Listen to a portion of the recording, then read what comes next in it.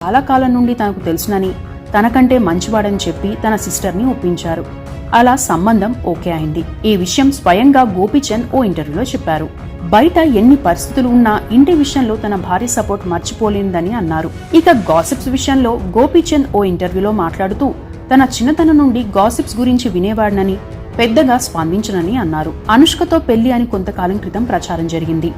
దీనిపై ఓ ఇంటర్వ్యూలో అడిగిన ప్రశ్నకు సమాధానంగా తానేంటో తన కుటుంబంలో తెలుసునని చెప్పారు.